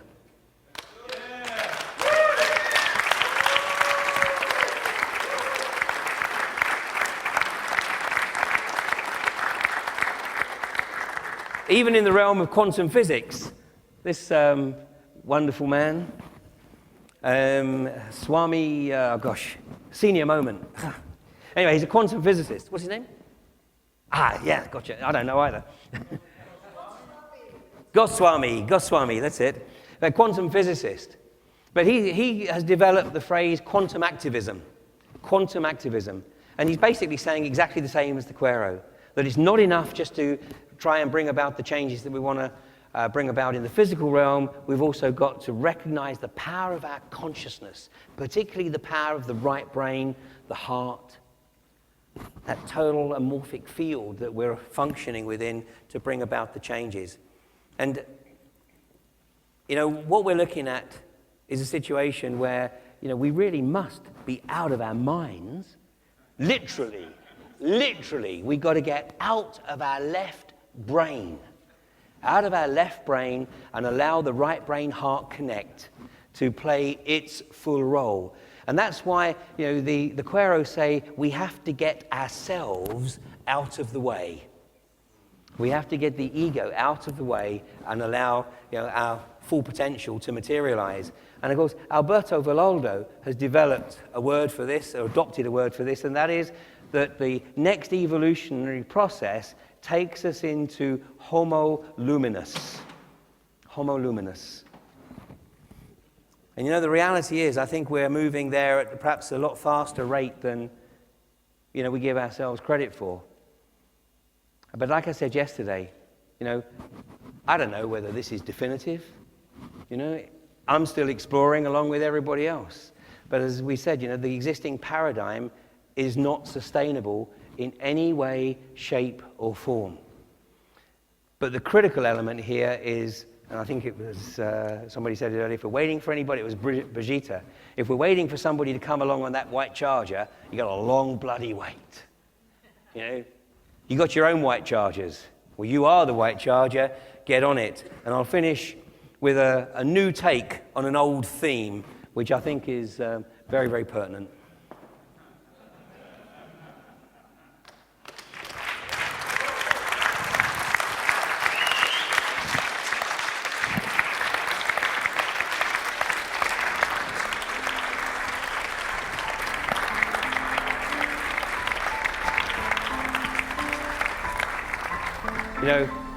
I, for one, am a very different person than I was 20 years ago, and I'm sure most of you would make a very similar observation, and I wouldn't have missed this for the world. Thanks for sharing it with me.